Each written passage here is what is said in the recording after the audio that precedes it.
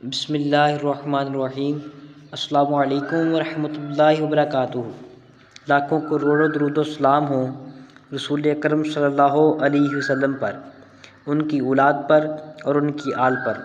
अल्लाह तबारक व तआला आपकी आल की सदक़े हमारी मग़फ़िरत फरमाए, आमीन। दोस्तों, गुज़रे हुए वक्त में शायद ही कभी ऐसा वक्त ना होगा जैसा कि अब हो रहा है। अगर हम तरीक़ का मुताला करें या मुख्तलिफ़ अदवार का जायज़ा लेते हैं, ख़ास तौर पर मुसलमानों की तरीक़ का, तो उनके बाहमी इख्तिलाफ़ात और हुक्मरानों के ज़ुल्म व सितम पर निगाह पड़ती है। और कई लोग इस दुनिया में इमाम महदी होने का दावा करते हैं और मुसलमानों की बहुत सी तादाद इस दौर में उन पर यकीन भी कर लिया करती थी। 29 जून 1881 को यूनान के शुमाली इलाक़ों से तल्लुक़ रखने वाले इमाम मस्जिद, जिनकी शोहरत एक इंतहाई इबादत गुज़ार सूफ़ी की भी थी, यानी वो शख्स 38 साला मोहम्मद अहमद बिन अब्दुल्ला, उन्होंने इमाम महदी होने का दावा किया और दावा करते हुए कहा कि वो हज़रत ईसा अलैहिस्सलाम के दोबारा आमद की राह हमवार करने जा रहे हैं और उनके कबीले के सरदार और बुज़ुर्गों ने इनकी हमायत कर दी थी। इसलिए बाकी अफराद भी बड़ी तादाद में उनकी तरफ अपनी तवज्जो करने लगे। इसके बाद उस शख्स ने कहा कि इनके हाथ पर बैत करने वाला इंसार कराएगा, और उस शख्स ने हज को फ़राइज़ में से निकालते हुए ये भी कहा कि हज करना ज़रूरी नहीं है और ये फ़र्ज़ नहीं है, और इसकी जगह जहाद को शामिल करने का ऐलान किया। उसने कहा कि इसके हाथ पर बैत करना भी ईमान का छठा रुकन है और जो शख्स इस पर ईमान नहीं लाएगा वो काफिर होगा। इसने मिस्र और उस्मानी खुलाफा के ख़िलाफ़ जंग करने का फतवा जारी कर दिया। मिस्री फ़ौज ने इसको गिरफ़्तार करने की भरपूर कोशिश की, लेकिन शदीद मज़ाहमत के बाद मिस्री फ़ौज को शिकस्त हुई। इसके बाद अवाम की एक बड़ी तादाद हकीकतन इसके इमाम महदी होने पर गुमान करने लगी, क्योंकि 40,000 इंसारों ने 80,000 तरबियत याफ्ता मिस्री फ़ौज को शिकस्त दे दी। फिर अंग्रेज़ों के सूडान से मुकम्मल तौर पर निकल जाने के बाद ये गिरोह ख़त्म तक पहुँच गया, जहाँ सूडान के गवर्नर जहाज़ गोल्डन का सर इसकी रहाइशगाह के बाहर कलम कर दिया गया और फिर शहर के वस्त में इस तरह रखा कि बाकी लोग इससे इबरत हासिल करें और झूठे महदी के हाथ पर बैत करें। एक एक करके सूडान के कई शहरों पर कब्ज़े के बाद महदी हुकूमत का ऐलान करके शरीयत के असूलों का ऐलान कर दिया, जिसमें इमाम महदी के हाथ पर बैत करना लाजमी करार दिया गया। कलमा शहादत में इसका नाम शामिल कर दिया गया, लेकिन 6 माह बाद अचानक 1885 में ये शख्स 40 साल की उम्र में एक मूजी बीमारी में मुबतला होकर इंतकाल कर गया। मरने से पहले इसने अपने 3 खुलाफा का ऐलान भी किया था, जिसमें से एक 1898 तक ज़िंदा रहा और फिर मारा गया। इसके बाद अंग्रेज़ों ने अहमद सोरानी के मकबरे से इसकी हड्डियाँ निकाल कर दरिया नील में बहा दी और इसका मकबरा तबाह कर दिया। फिर इसे दोबारा तमीर किया गया। आज भी सोरान के एक पार्टी अपने आप को अहमद सोरानी से मुंसलिक कर दी है। इसी तरह बेशुमार अफराद ने वक़्त के साथ इमाम महदी होने का दावा किया। जब भी हम किसी शख्स के इमाम महदी होने के दावा को मुस्तरद करते हैं तो इसकी वजह ये होती है कि अल्लाह ताला ने इमाम महदी के बारे में वाज़ेह निशानियाँ बयान की हैं, जिनकी वजह से हम असल इमाम महदी को बग़ैर किसी शक व शुबे के वाज़ेह तौर पर पहचान सकते हैं। मसलन इमाम महदी लोगों को अपनी ज़ात की तरफ आने की दावत नहीं देंगे और ना ही लोगों को बैतुल्लाह के लिए पुकारेंगे, यानी अपने हाथ पर बैत करने के लिए पुकारेंगे, बल्कि लोग उनको पहचानने के बाद उन पर बैत करेंगे। और ये कि उनका ज़ुहूर एक अरब खलीफा की वफ़ात के बाद होगा, जिसकी 3 बेटों के दरमियान जंग होगी। इमाम महदी पर मकाम इब्राहीम और हजर अस्वद के दरमियान बैत की जाएगी, और इस बात पर सिर्फ मुसलमान ही नहीं बल्कि यहूदी और ईसाई भी यकीन रखते हैं। यह आखिरुल ज़मां का आगाज़ होगा। मशहूर ईसाई मुबल्लिग जेरी फ्रांस ने यह दावा किया है कि दज्जाल उस वक्त दुनिया में मौजूद है और वो एक यहूदी मर्द है जिसको खुद अगले 10 सालों में ज़ाहिर कर देगा। ये न्यूयॉर्क टाइम्स के सफ़ा अव्वल की खबर थी। ईसाइयों के अहदनामे जदीद में दज्जाल को एंटी क्राइसिस कहा गया है। ईसाईयत में हज़रत ईसा अलैहिस्सलाम इस दुनिया में जब दोबारा तशरीफ़ लाएंगे तो उनको दज्जाल का सामना करना पड़ेगा, जो कि तमाम तर शैतानी क़ुव्वतों से और तमाम तर शैतानी क़ुव्वतों का मालिक होगा। और मुसलमान भी इस मुनासबत से इस मसीही दज्जाल कहते हैं, यानी कि ख़ुद को ईसा अलैहिस्सलाम ज़ाहिर करता हुआ दज्जाल। ज़्यादातर ये मुसलमानों और ईसाइयों का नज़रिया मिलता हुआ है और नज़र आता है, लेकिन इंजील में दज्जाल एक शख्स है, एक से ज़्यादा शख्स दोनों लिहाज से बयान किया गया है। ईसाइयों को ये भी कीदा है कि कई झूठे मसीहा भी आएंगे। मुख्तलिफ़ कौमों और मुल्कों को रियासतों के दरमियान शदीद खून रेज़ी होगी। ईसाईयत में अहदनामा जदीद में ये भी दर्ज है कि दुनिया की तमाम कौमें ईसाइयों को अपना दुश्मन समझेंगी और कत्ल करेंगी। ईसाईयत में भी ये है कि मज़हब से नफ़रत पैदा होगी और इंजील में दर्जे के दज्जाल की आमद के लिए शैनी क़ुव्वत दुनिया के हालात बिगाड़ती चली जाएगी। इंजील के मुताबिक दज्जाल हैकल सुलेमानी को तमीर करेगा। ईसाइयों का भी यही यकीन है और वही इसके तख्त पोशी होगी। ईसाइयों को अकीदा मुसलमानों के अकीदे से कितना मिलता जुलता है। ईसाई ये भी कहते हैं कि सूरज की रोशनी मान पड़ जाएगी, चाँद बुझ जाएगा और सूरज आसमान पर टूटते हुए नज़र आएंगे। ये सब कुछ इंजील में दर्ज है। तेज़ आंधी चलेगी और तूफ़ान आएंगे। इसके बाद आसमान पर एक निशान उभरेगा जिससे फरिश्ते हज़रत ईसा अलैहिस्सलाम को लेकर ज़मीन पर आएंगे। इंजील में एक बड़ी जंग का भी जिक्र है जिसमें हक़ की क़यादत हज़रत ईसा अलैहिस्सलाम करेंगे और तमाम बातिल कौमें इनके मद्दे मुक़ाबल होंगी, जिसके नतीजे में हक़ को फ़तह और बातिल को शिकस्त होगी। और ये तमाम जंगें इन पहाड़ी इलाकों में होंगी जो शुमाली इसराइल में मौजूद हैं। 2002 में एक अमरीकी रिसाले में कहा गया था कि 59% अमरीकियों को यकीन है कि आखिरी बड़ी जंग होने को है और 25% लोगों ने कहा है कि वर्ल्ड ट्रेड सेंटर पर होने वाला हमला आखिरी मार्का का आगाज़ था। 70, 80 और 90 की दहाई में पेशतर लोग जो अमेरिका यूरोप में रहते थे मुस्लिम्स और सोशलिस्ट्स को दज्जाली नज़रियात करार देते थे। मुख्तलिफ़ अरब ममालिक में तहरीर की गई कई किताबें एक अजीब अंदाज में सामने आती हैं, क्योंकि इस वक्त मशरक़ के दरमियान एक पुरसुकून दौर था। आपके बरअक्स और इसीलिए है इन बातों पर तवज्जो भी नहीं दी गई।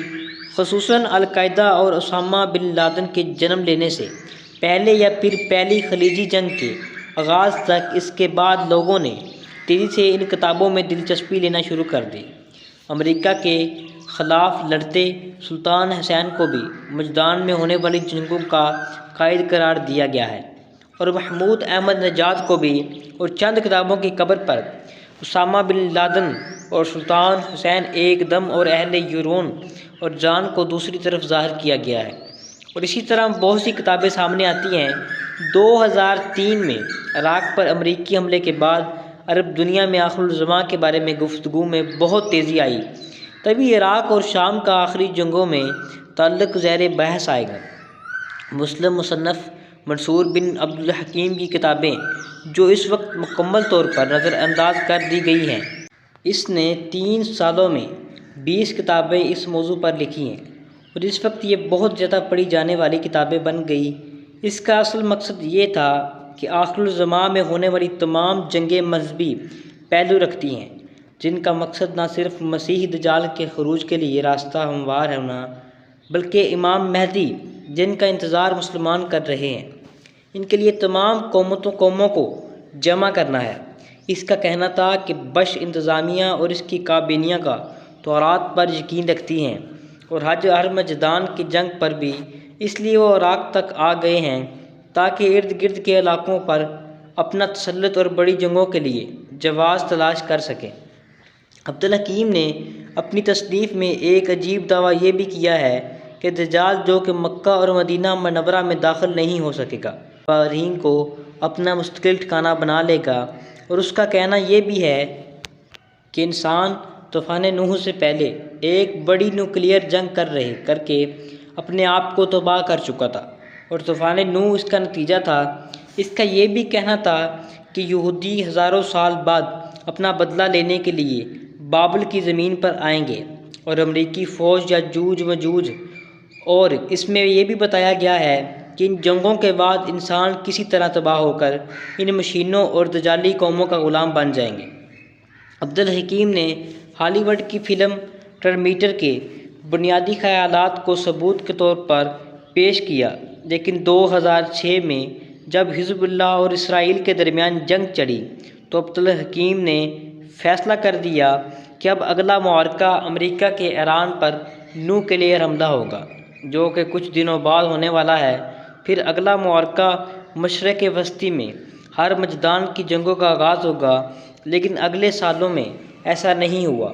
अरब इनकलाब जो कि दूसरे ममालिक में अफरा तफरी फैलाता और ईरान के अमेरिका के साथ ताल्लुकात बेहतर होने के साथ साथ अब्दुल हकीम के तमाम अंदाज़ गलत साबित हो गए। और इसके साथ बाकी तमाम मुसन्नफ़ भी जो इस मौजू पर बहुत कुछ लिख रहे थे खामोश हो गए, ख़ुसूसन जामिया अज़हर के अहमदी हिजाज, जो कि मिस्र या किसी भी दूसरे इस्लामी मुल्क में बैठकर अपनी हुकूमत के ख़िलाफ़ बढ़ती हुई हैं, चीनी को अपनी मंजरनामे में बयान करने में नाकाम हो गए थे। वो 7 जून 2013 को अमरीकी फ़ौज के हाथों कत्ल होने वाले अलकायदा के सरबराह की तमाम सरगर्मियों को भी मुकम्मल तौर पर नज़रअंदाज कर रहे थे। इसने 199 से इस सोच पर काम करना शुरू कर दिया था जो बाद में दाइश की सूरत में हमारे सामने आएगी।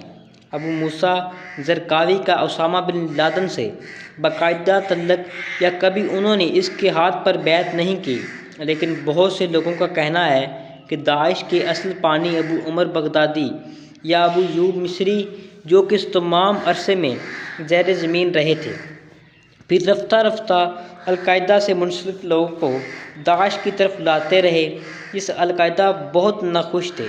इनका कहना यह था कि इस तरह ना तो इस्लामी रियासत कायम हो सकती है और ना ही किसी नामालूम अफराद के हाथ पर बैत की जा सकती है। इधर से बाद आइश ने अपना स्याह परचम भी जारी कर दिया और अपनी खिलाफत का ऐलान करते हुए तमाम इस्लामी हुकूमतों को मुस्तरद कर दिया और दिसंबर 2015 तक ये 3 से 8 मिलियन आबादी पर अपना कब्ज़ा करके शमाली अफ्रीका, अफ़गानिस्तान और जनूबी एशिया में अपने पंजे गाड़ चुकी थी। लेकिन दहाई पर तशद्दुद ग्रुप, जो कि न सिर्फ गैर मुस्लिमों को बल्कि ज़रा सा इख्तलाफ करते मुसलमानों को भी इंतहाई गैर सफ़काना अंदाज में कत्ल करते थे, अगवा बराए तावन से लेकर औरतों और बच्चों को अपना ग़ुलाम बनाते और फ़रोख्त करने और वसाइल पर कब्ज़ा करके तमाम दुनिया को लड़ते थे। ये इस्लाम की वो सूरत किसी भी अंदाज में हो सकती थी जो कि रसूलुल्लाह सल्लल्लाहु अलैहि वसल्लम की तालीमात थी। सुने और मुसलमान परेशान थे, क्या वो मुक़द्दस इस्लामी ग्रुप है जिसके बारे में मुस्तनद रवायात हैं, और क्या ये ग्रुप इमाम महदी का साथ होगा।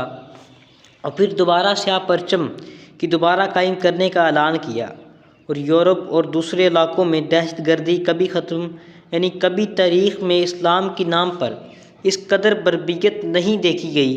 दोस्तों, रवायात में ये भी बयान किया जाता है और पहले भी बयान किया जा चुका है कि आखिरुल ज़मां में मदीना वैरान हो जाएगा और मक्का मुकर्रमा पर हमला होगा, और एक वक्त ऐसा भी आएगा जब एक इंतहाई पुरअसरार वाक़या होगा और इसके बाद तौबा का दरवाज़ा बंद हो जाएगा। जब ये जूझ मजूझ तमाम अहले ज़मीन पर हावी हो जाएंगे और हज़रत ईसा अलैहिस्सलाम तक पहुँचेंगे तो आप कोहे तूर पर अपने साथियों समेत बना लेंगे और तमाम सामान ख़त्म हो जाएगा। ईसा अलैहिस्सलाम से मदद मांगेंगे तो अल्लाह ताला इनके दुआ बोल फरमाए गए। अल्लाह ताला एक कीड़ा या जूझ मजूझ की तरफ भेजेंगे, क्योंकि अमूमन ऊँटों और बकरियों के गर्दन में पैदा होता है और इनको हलाक कर देता है। या जूझ मजूझ एकदम सब के सब ख़त्म हो जाएंगे, इनकी पूरी की पूरी कौम मर जाएगी।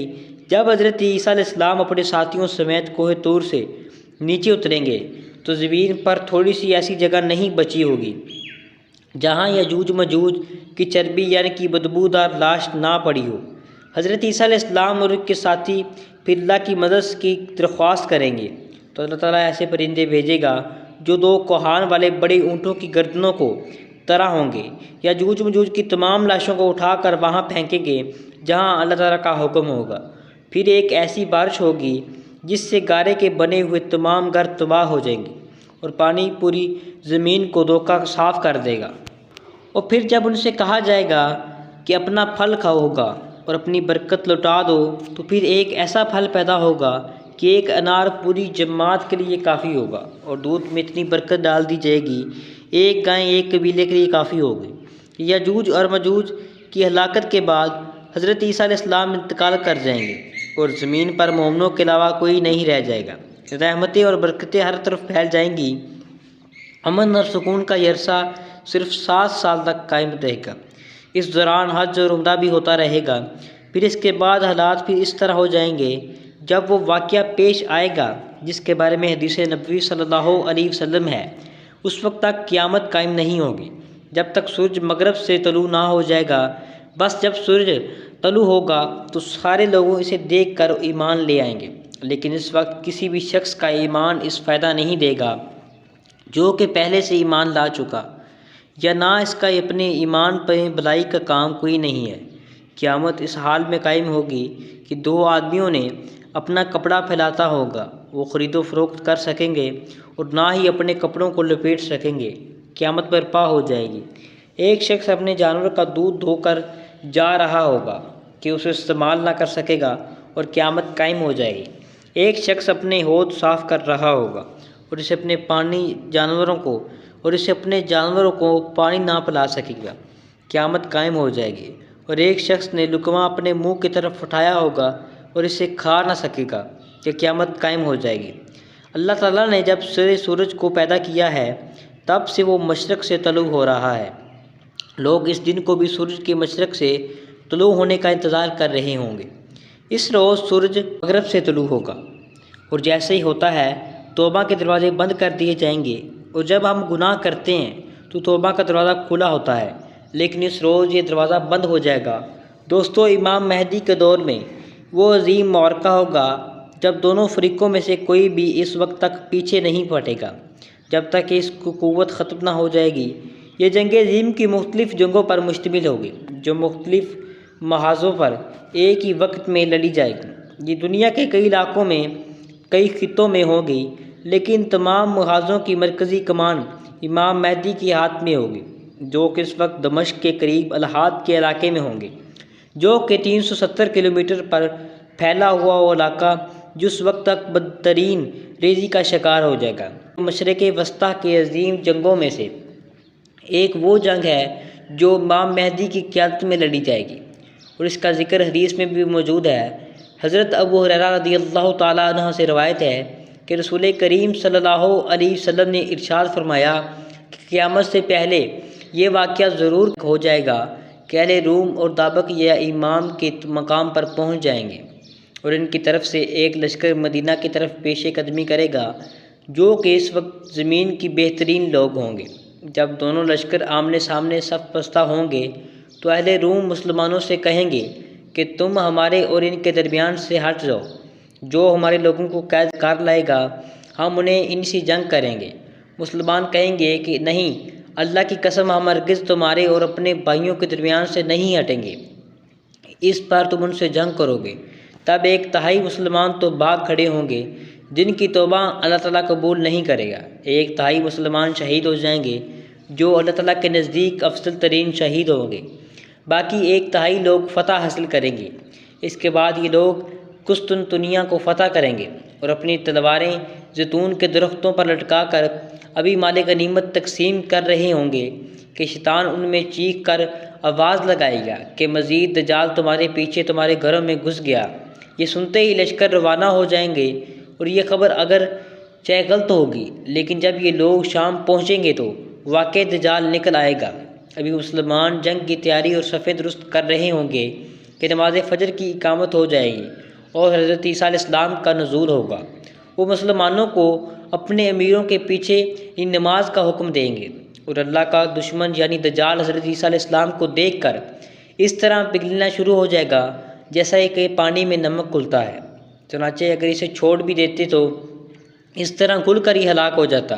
लेकिन अल्लाह तबारक व तआला दज्जाल को हज़रत ईसा अलैहिस्सलाम के हाथों से कत्ल करवाएगा और वो लोगों को इसका खून दिखाएगा जो कि नेज़े पर लगा होगा। अगर हम इस हदीस पर गौर करें तो सबसे पहले दबा का नाम आता है, जो कि शाम के शुमारी इलाकों में तुर्की की सरहद से 10 किलोमीटर के फासले पर वो इलाका है जहाँ 1516 ईस्वी में मिस्र के हुक्मरानों और उस्मानियों के दरमियान फैसला कुन जंग होगी। इसमें उस्मानियों को फतह करके नतीजे में मशरिक़ वस्ता के एक बड़े इलाके पर खिलाफत मिल गई थी, जहां इनके खलीफा सुलेमान बिन अब्दुल मलिक का मकबरा था, जो कि दाश ने कब्ज़े के बाद तबाह कर दिया था। एक अहम बात यह है कि दाश का जो हर माह रसाला शाये होता है, इसका नाम दाक है। इस देश में एक और मकाम इमाक का जिक्र है, जो कि तुर्की के जनूब में वाक़िया है। इन दो मकामात दाबक और अमाक पर बड़ी जंगों का जिक्र है। हैरत की बात यह है कि 1400 साल पहले इन मकामात की निशानदही की गई थी, जहां आज हुक्मरानी के लिए कमीज़ी की जा रही है। हज़रत ईसा अलैहिस्सलाम का दमिश्क की मस्जिद उमवी पर ज़ाहिर होने का वाक़या बयान किया गया है। इसी तरह दज्जाल के कत्ल की बात भी वाज़िह है कि वो जब, कहाँ और कैसे कत्ल किया जाएगा। हदीस नबवी है कि हज़रत अबू बकर रज़ियल्लाहु तआला अन्हु आप फरमाते हैं कि रसूल करीम सल्लल्लाहु अलैहि वसल्लम ने इरशाद फरमाया कि दज्जाल के वालिदैन 30 साल इस हालत में गुजारेंगे कि उनके यहाँ औलाद ना होगी, और फिर एक लड़का पैदा होगा पैदाइश के वक्त जिसके बड़े दांत होंगे और वो कम फ़ायदा पहुँचाने वाला होगा। फिर रसूल करीम सल्लल्लाहु अलैहि वसल्लम इसके वालिदैन का जिक्र करते हुए फरमाया कि इसका बाप बग़ैर मामूली लंबा और दुबला होगा, इसके नाक मुर्ग जैसी जानवर की चोंच की तरह लंबी और बदली होगी, जबकि इसकी माँ बहुत का दवारा और लंबे हाथों वाली होगी। इस हदीस के बाद लोगों ने फिर इब्ने साद पर शक हो गया, क्योंकि इसके वालिदैन का नक्श भी ऐसा था। इस तरह 1400 साल पहले एक और मकाम का जिक्र हुआ था। इसराइल में बहुत बड़ी तादाद में गरकत के दरख्त लगाए चुके थे, तो यहूदियों के ईमान के मुताबिक इनके बादशाह यानी दज्जाल को पनाह देंगे। एक और हदीस है कि जब हज़रत मुजमा बिन जारिया अंसारी रज़ियल्लाहु तआला अन्हु से रवायत है कि रसूल करीम सल्लल्लाहु अलैहि वसल्लम ने इरशाद फरमाया कि ईसा बिन मरियम अलैहिस्सलाम दज्जाल को शहर लद के दरवाज़े पर कत्ल करेंगे। ये इलाका जिसका हदीस में ज़िक्र है, इसराइल में तलबीस से 15 किलोमीटर दौर शुमाल मशरक़ में 71,000 आबादी रखने वाला एक बड़ा शहर है। अंजील में इसका नाम लद है। एक जंग के बाद बहुत से अरब यहाँ से हिजरत कर गए थे और अब यहाँ ज़्यादातर आबादी यहूदियों की है। यहूदियों की तारीख़ में भी इस इलाके में बनी इसराइल पर बहुत ज़्यादा जुल्म किए गए। यहूदियों के नज़दीक भी और मुसलमानों के लिए भी ये दज्जाल के लिए मुक़त्तल होगा।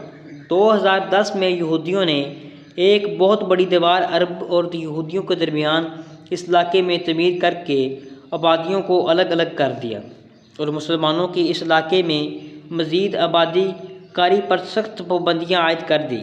आज इसराइल में इस शहर की अहमियत ये है कि वहाँ इसराइल का सबसे बड़ा बैनुल-अक़वामी हवाई अड्डा मौजूद है, जहाँ से 2015 में 16 मिलियन से ज़्यादा मुसाफिरों ने सफ़र किया। ये एयरपोर्ट ऐसी शहर लद में कायम है, यानी दज्जाल के मुक़त्तल में हो सकता है कि हज़रत ईसा अलैहिस्सलाम तब दज्जाल का पीछा करते हुए इस इलाके तक पहुँचेंगे तो दज्जाल त्यारे पर सवार होकर यहाँ से फ़रार होने की कोशिश करेगा और इसी दौरान मारा जाएगा। वहाँ बाकायदा एक मकाम पर तहरीर है कि यहाँ हमारे बादशाह क़याम फरमाएंगे, यानी कि दज्जाल आखिरी जंगों का एक अहम किरदार सफ़ियानी है, जो इमाम महदी के बैत की खबर सुनते ही इनके ख़िलाफ़ निकलेगा। इसका ताल्लुक़ अबरानी की रवायत के मुताबिक कबीले कुरैश से होगा। मुख्तलिफ़ रवायात में है कि यह सफ़ियानी इमाम महदी से पहले शाम और आर्डन फ़लस्तीन में किसी जगह पर मौजूदा होगा। वो बहुत ही मुत्तकी और इंसाफ करने वाले हुक्मरान के तौर पर सामने आएगा। शाम की मस्जिदों में वो खुतबा भी पढ़ापा करेगा और जब वो बहुत मजबूत हो जाएगा तो उसके दिल से ईमान निकल जाएगा और बातिल कौमें हमेशा की तरह इसे मुसलमान के अंदर से एक अजीम हुक्मरान के तौर पर पेश करेंगे और इस दौरान वो कुफार से जंग करके फ़तह भी हासिल कर लेगा। ताकि इसकी क़ुव्वत और दबाव मज़ीद बढ़ जाए। फिर इसका असल बहुत सामने आ जाएगा और वो मुसलमानों के ख़िलाफ़ तो लश्कर रवाना करेगा, एक मदीना की तरफ और दूसरा मशरक़ की तरफ। पहला लश्कर जब 3 दिन तक मदीना मुनव्वरा में लूट मार करके बाहर निकलेगा तो अल्लाह ताला हज़रत जिब्राईल अलैहिस्सलाम को हुक्म फरमाएंगे कि वो उस पूरे लश्कर को ज़मीन में धंसा दे। इस तरह से ये ज़मीन में धंस जाएंगे। जबकि दूसरा लश्कर बगदाद की तरफ रवाना होगा और वहाँ खून रेज़ी और लूट मार में मसरूफ़ हो जाएंगे। सुफियानी के ख़ुरूज का मकाम शाम का एक इलाका बयान होता है जो कि अब बनी इसराइल के ज़िले नासरा का एक कस्बा है, क्योंकि बनी इसराइल ने इस पर कब्ज़ा कर लिया था। सुफियानी का वो लश्कर जो बगदाद की तरफ रवाना हुआ था, इसका सामना हज़रत इमाम महदी से इस जंग में होगा जैसे हदीस में जंग कुर्ब कहा गया है।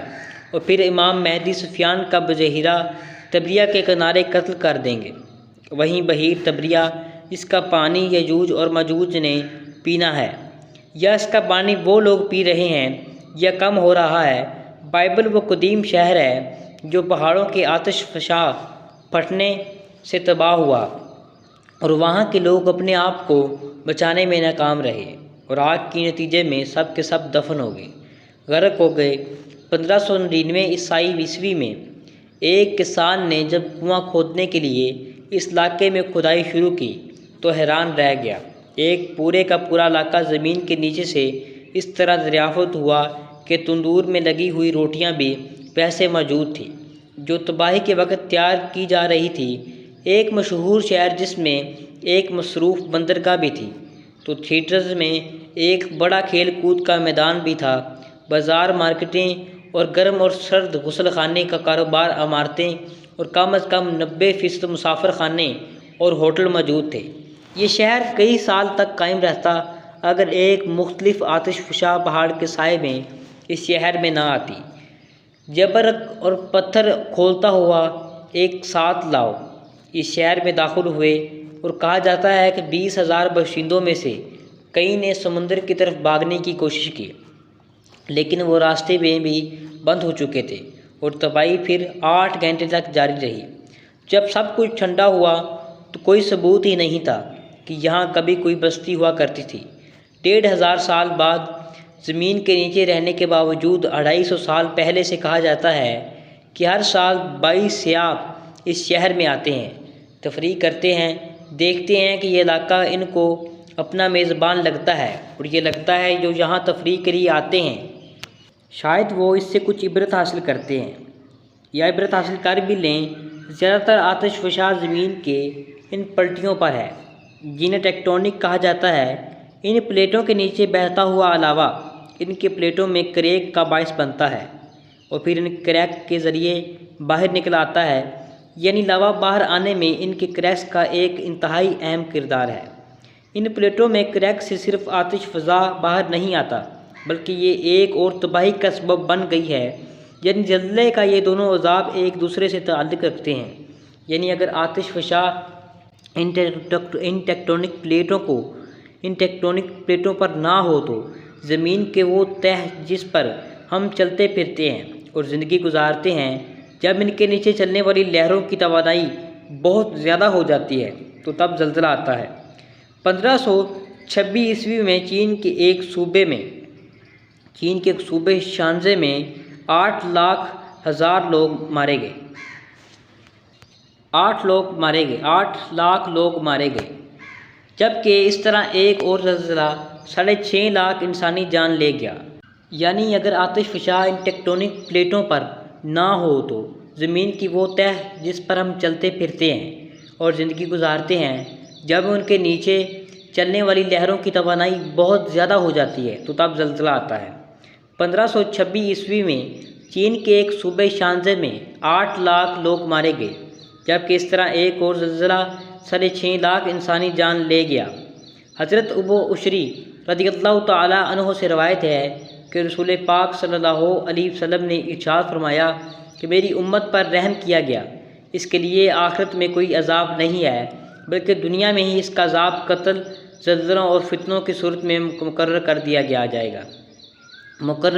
गया है। हदीस के मुताबिक हज़रत ईसा अलैहिस्सलाम के ज़ुहूर से पहले दुनिया में 5 बड़े ज़लज़ले ज़मीन को अपनी लिपट में ले लेंगे और इनमें से आखिरी ज़लज़ला 3 रोज़ तक जारी रहेगा। कुरान पाक में एक पूरी सूरत है, सूरह ज़िलज़ला। सूरत ज़िलज़ला के नाम से है, जिसकी 8 आयत इस ज़लज़ले का जिक्र करती हैं जो क़यामत से पहले आएगा। एक और हदीस मुबारक के मुताबिक रसूल पाक सल्लल्लाहु अलैहि वसल्लम ने फरमाया कि क़यामत कायम ना होगी जब तक ज़लज़लों की कसरत ना होगी।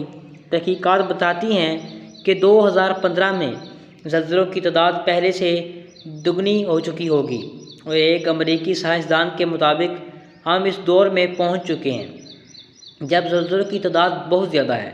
दोस्तों, क़यामत की अलामत कुबरी में से एक अलामत सूरज का मगरब से तुलू होना है। इसके बाद तौबा का दरवाज़ा बंद कर दिया जाएगा।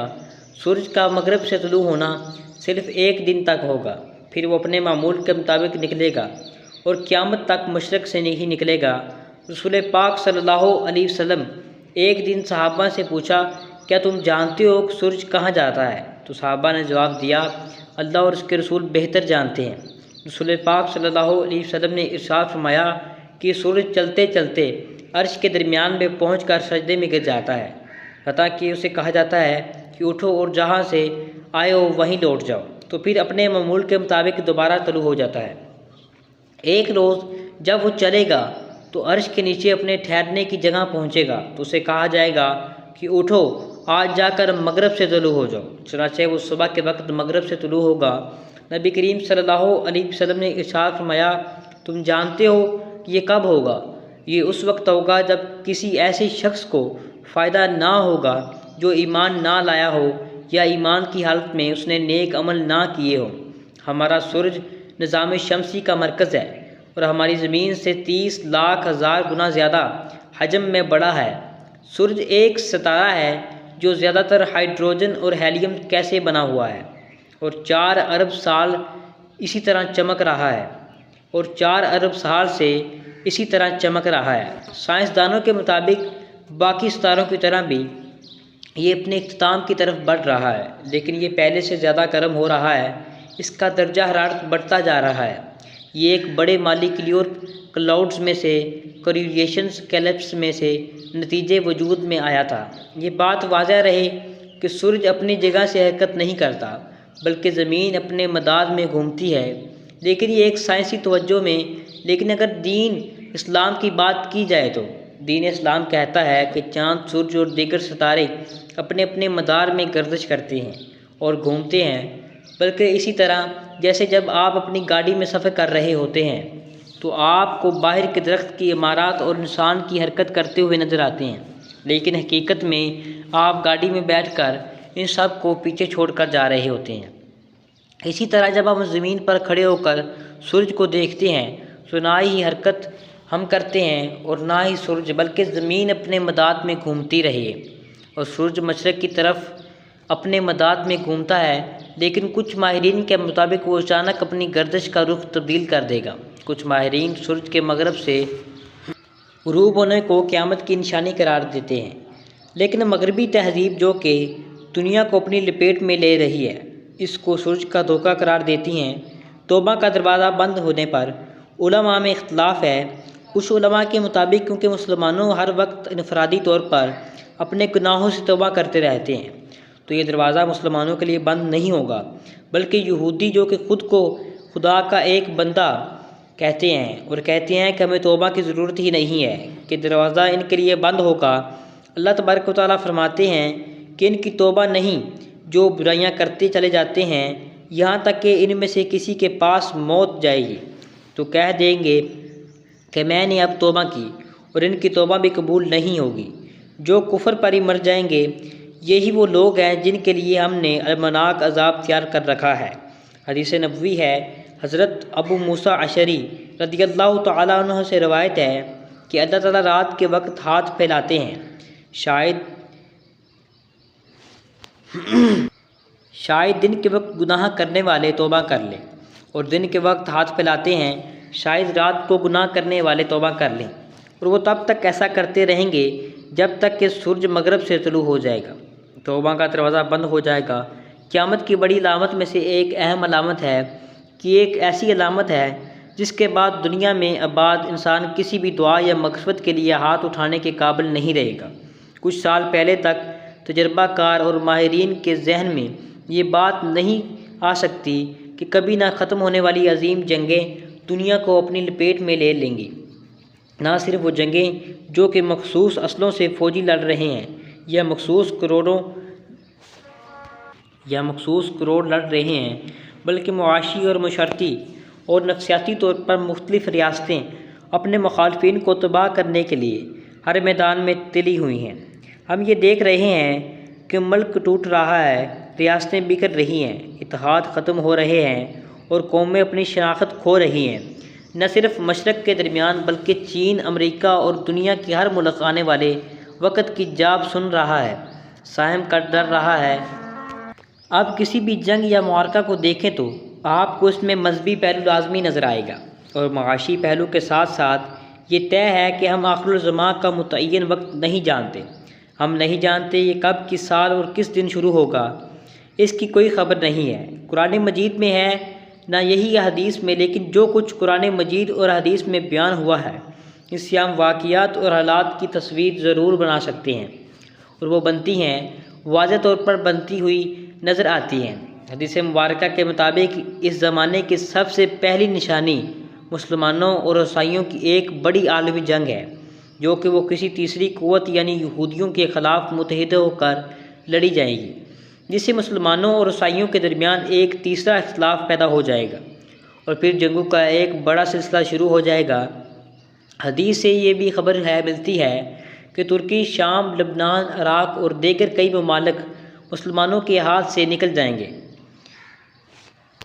ईसाई मुसलमानों को शिकस्त पर शिकस्त देते हुए हजाज में गिबत के मुकाम पर पहुंच जाएंगे और इस वक्त यहूदियों के तमाम हमदर्दियाँ भी ईसाइयों को हासिल होंगी।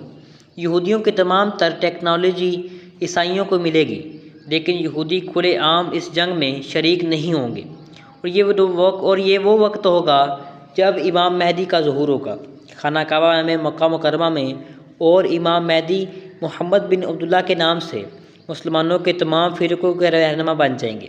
दोस्तों, क़यामत की निशानियों को जहन में रखें और ये भी याद रखें कि आसारे क़यामत में से एक सूरज का मगरब से तुलू होना भी साबित है और जिस दिन ये निशानी पूरी हो गई उस दिन अल्लाह ताला तौबा का दरवाज़ा बंद कर देगा, फिर किसी की तौबा कबूल नहीं होगी। कुरान में अल्लाह ताला का फरमान है कि लोग किसकी राह देखते हैं, मगर यही है कि उनके पास फरिश्ते आते हैं या आपका रब आएगा या आपके रब की कोई निशानी आएगी। जिस दिन तेरे रब की एक निशानी आएगी, किसी के लिए इसका ईमान लाना काम ना आएगा। जो पहले से इस्लाम ना लाया था, ये अपने ईमान में कुछ नेकियां की थी, आप कह रहे थे तुम राह देखते रह जाओगे। दोस्तों, ईमान लाना और गुनाहों से तौबा करना उसी वक्त काम आएगा जब कुरान मजीद और पैगम्बर सल्लल्लाहु अलैहि वसल्लम की बात अपने अकल से काम लेकर अभी मान लोगे। वो जब कोई ऐसी मुसीबत जैसे कुरान मजीद और पैगम्बर सल्लल्लाहु अलैहि वसल्लम डरा रहे हैं सर पर आ पड़ी, तो इस वक्त ईमान लाना या तौबा करना बेकार होगा, क्योंकि फ़ायदा देने वाला ईमान वो है जिसे गैबाना के तौर पर ईमान लाना कहते हैं, और गैब वो है जिसको सिर्फ कुरान और पैगम्बर के कहने से और अपनी अकल की गवाही से माना जाए। जब गैब की बातें ज़ाहिर होगी जो कि मौत के वक्त ज़ाहिर होनी शुरू हो जाती हैं या जो फ़ना के करीब ज़ाहिर होंगी, जैसे सूरज मगरब से निकलेगा वगैरह वगैरह, इस वक्त ईमान लाना गैब पर ईमान लाना ना होगा, इसलिए कुछ काम नहीं आएगा और ना ही उस वक्त तौबा कबूल होगी। कुरान मजीद की बहुत सी आयतों में जिक्र है कि दोज़ख वाले दोज़ख में पहुँच कर फरियाद करेंगे और बड़े बड़े वारे करेंगे, अगर हमें अब दुनिया में अब दोबारा लौटा दिया जाए तो हम ईमान लाएंगे और नेक अमल करेंगे, इसके सिवा कुछ नहीं करेंगे। मगर सबका जवाब यही होगा, ईमान और अमल का वक्त अब ख़त्म हो चुका है, अब जो कुछ कह रहे हैं मजबूर होकर कह रहे हैं, इसका एतबार नहीं किया जा सकता। इसी आयत की तफसीर में हज़रत मोहम्मद सल्लल्लाहु अलैहि वसल्लम का ये इरशाद नकल किया गया है कि जिस वक्त क़यामत की आखिरी निशानियों में ये निशानी ज़ाहिर होगी कि सूरज मशरक़ की जानब से निकलेगा, मगरब से नहीं निकलेगा, कि सूरज मशरक़ के बजाय मगरब से निकलेगा, और इसको देखते ही सारा जहां काफिर ईमान का कलमा पढ़ने लगेंगे और सारे नाफरमान फरमाबरदारी बन जाएंगे लेकिन इस वक्त ईमान लाना और तौबा काबिल ना होगी, यानी तौबा कबूल ना होगी। इस आयत में इतनी बात का तो कुरान मजीद से मालूम होगी कि बाज़ निशानियाँ ऐसे वाक़या होंगे जिनके बाद तौबा का दरवाज़ा बंद हो जाएगा, किसी काफिर या फासिक की तौबा कबूल ना होगी। सही बुखारी में इस आयत की तफसीर है। हज़रत अबू हुरैरा रज़ियल्लाहु तआला अन्हु से रवायत है कि हदीस की नकल करते हैं कि पैगम्बर सल्लल्लाहु अलैहि वसल्लम ने इरशाद फरमाया कि क़यामत उस वक्त तक कायम ना होगी जब तक यह वाक़या पेश ना आ जाएगा। सूरज मगरब की तरफ से निकलेगा। जब लोग ये निशानी देखेंगे तो सब ईमान ले आएंगे। यही वो वक्त होगा जिसके लिए कुरान मजीद में इरशाद है कि इस वक्त तक किसी को ईमान लाना फ़ायदा ना देगा। इसकी तफसील सही मुस्लिम में हुज़ैफ़ा इब्न सईद रज़ियल्लाहु तआला अन्हु की रिवायत से इस तरह नकल की गई है। एक मरतबा सहाबा किराम क़यामत की निशानियों का जिक्र आपस में कर रहे थे कि हुज़ूर अकरम सल्लल्लाहु अलैहि वसल्लम तशरीफ़ लाए। इस वक्त आपने फरमाया, क़यामत उस वक्त तक कायम ना होगी जब तक तुम 10 निशानियाँ ना देख लो। नंबर 1, सूरज का मगरब की तरफ से निकलना। नंबर 2, एक ख़ास किस्म का धुआं। नंबर 3, दावतुल अर्ज़ ज़मीन से निकलने वाला एक तेज़ रफ्तार और खौफनाक जानवर होगा। नंबर 4, याजूज मजूज का निकलना। नंबर 5, हज़रत ईसा अलैहिस्सलाम का उतरना। नंबर 6, दज्जाल का निकलना। नंबर 7, 3 जगहों पर ज़मीन का धंस जाना, एक मशरक़ में। नंबर 8, एक मगरब में। नंबर 9, एक जज़ीरतुल अरब में। नंबर 10 आग जो अदन की गहराई से निकलेगी और लोगों को आगे आगे हाँक कर ले जाएगी। मुस्नद अहमद में हज़रत इब्ने उमर रज़ियल्लाहु तआला अन्हु से मनक़ूल है कि रसूल अकरम सल्लल्लाहु अलैहि वसल्लम ने इरशाद फरमाया, इन निशानियों में से पहले मगरब की तरफ से सूरज का निकलना और दावतुल अर्ज़ ज़मीन से निकलने वाला होगा और एक तेज़ रफ्तार और खौफनाक जानवर होगा। और कुरान की एक आयत में पैगम्बर सल्लल्लाहु अलैहि वसल्लम को खिताब फरमाया है कि आप इन लोगों से कह दीजिए कि अल्लाह ताला की तरफ से सारी दलीलें पूरी हो जाने के बाद भी अगर तुम्हें मौत या क़यामत का इंतज़ार है तो ये इंतज़ार करते रहो, हम भी इसी का इंतज़ार कर रहे हैं। तुम्हारे साथ तुम्हारे रब का क्या मामला होता है? अगर कोई शख्स अपनी ज़िंदगी में ये जान ले कि हालत से पहले अपने गुनाहों पर ना तो शर्मिंदा हो जाए, आइंदा गुनाहों के ना करने का आज़म कर ले, ऐसे आदमी की तौबा बिलाशुबा कबूल है। ऐसे आदमी को अल्लाह ताला माफ़ फरमा देगा, बशर्ते कि यह हुकूकुल बात जो कि कोताही की गई है इसके तलाफ़ी की जाएगी। इस तरह जो नमाज, रोज़ा और हुकूकुल्लाह इसके ज़िम्मे हों उनको अदा कर ले या इनकी अदायगी का इंतज़ाम करे और वसीयत कर जाए। जिन लोगों की तौबा कबूल नहीं होती वो ऐसे लोग हैं जो सारे मौत को देखने के बाद तौबा करें। ऐसे आदमियों की तौबा कबूल नहीं होती, क्योंकि हदीस शरीफ में आता है कि मौत के अलामात ज़ाहिर होने के बाद कई की तौबा कबूल नहीं होती। आपने जो सुना है कि जो शख्स अल्लाह ताला से अनाज के साथ गुनाह करे इसकी तौबा कबूल नहीं होगी, इसका मतलब वो है जो कुरान पाक में वारद है। इस तरह की आयात के सियाक सबाक में से मालूम होता है कि अल्लाह ताला कुरान पाक में अज़ाब याफ्ता तबाशुदा अक़वाम का ज़िक्र करते हुए कई मौके पर इरशाद फरमाया है जो हमारे नबियों की ज़िद अनाज में से जानते बूझते हैं, मुखालफत पर कमर बस्ता रहते हैं, हमें उन्हें गुमराही में छोड़ रखते हैं और इन्हीं के दिलों पर मोहर लगा देते हैं और उन्हें इनके ना चाहते हुए ज़बरदस्ती तौबा की तौफीक नहीं देते। वो आँखों से देखते हैं और कानों से सुनते भी हैं, लेकिन दिल की निगाहें आंधी और कान बहरे हो जाते हैं, यहाँ तक कि वो ज़ाब में मुब्तला किए जाते हैं। यानी अबू जहल, अबू लहब, फ़िरऔन और इस तरह के कफ़ार जो खुद भी ज़िद पर कायम रहे और अपनी कौमों को भी कुफ्र पर कायम रखने का बायस हुए, ऐसे लोगों को दुनिया में अफ़ात के ज़रिए तनिया भी किया जा सकता है और जुई अल्लाह की तरफ नहीं करते बल्कि तावलियात करते हैं और दिखलावे का रुजू ज़ाहिर करते हैं और मुसीबत टलने पर भी पहली हालत की तरफ लौट जाते हैं। जैसे फ़िरौन और उसकी कौम को अल्लाह ताला ने लगातार 5 अज़ाबों में पकड़ा और वो हर मर्तबा कहते कि हम तौबा करेंगे, आप ये अज़ाब हटवा दीजिए।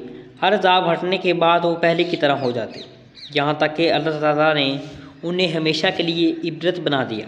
फरमाया, उन्होंने यकीन आ जाने के बाद भी ज़ियारतें और सरकशी करते हुए अनादर ने इनकार किया।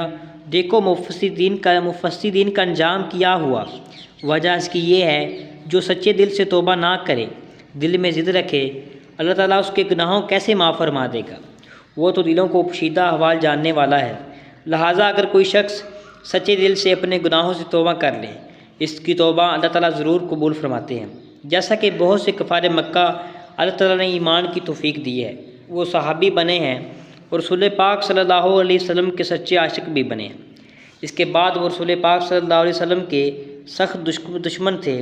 अब यहाँ दोस्तों तौबा की कुछ शराइत भी आपके साथ शेयर करता हूँ। अगर तौबा करने वाला इन शर्तों को मलहूज़ खातिर रखेगा, तौबा करता है, तो उम्मीद है कि वो तौबा इसके लिए मुफीद और नाफिया होगी।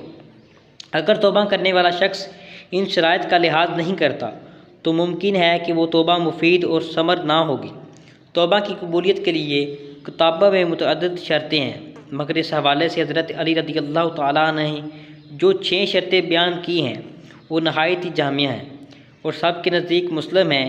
वो शर्तें ये हैं कि नंबर 1 अपनी गुज़श्ता बुरे अमल पर नदामत, नंबर 2 जो फ़राइज़ वाजिबात अल्लाह के छोड़े हैं उनकी क़ज़ा, नंबर 3 किसी का माल वगैरह जुल्म लिया उसकी वापसी, नंबर 3 किसी का माल लिया यानी जुल्मन माल लिया था उसकी वापसी, नंबर 4 किसी को हाथ या ज़ुबान से सताया और तकलीफ़ पहुंचाई थी, इससे माफ़ी मांगनी चाहिए, नंबर 5 आइंदा इस गुनाह के पास ना जाने का पुख्ता अज़म इरादा करना, ये कि जिस तरह इसने अपने नफ्स को अल्लाह की नाफरमानी करते हुए देखा अब वो ताअत करते हुए देख ले। आम तौर पर लोग ये समझते हैं कि गुनाह के बाद तौबा कर लेने से गुनाह माफ़ हो जाता है, मगर ये बात काबिल गौर है। अगर किसी ने किसी बंदे का हक़ मारा या किसी का हक़ ज़ोर ज़बरदस्ती से छीन लिया तो उस सूरत में सिर्फ़ तौबा और नदामत काफ़ी नहीं होगी, बल्कि जिस बंदे का हक़ मारा गया है या छीना गया है उसका हक़ अदा करना भी ज़रूरी है, फिर जाकर तौबा कबूल होगी। तौबा का मानी है गुज़श्ता अमाल पर नदामत और आइंदा ऐसा ना करने का आज़म और इरादा हुकूकुल इबाद में से किसी का हक़ साक़ित करने के लिए काफ़ी नहीं होगा।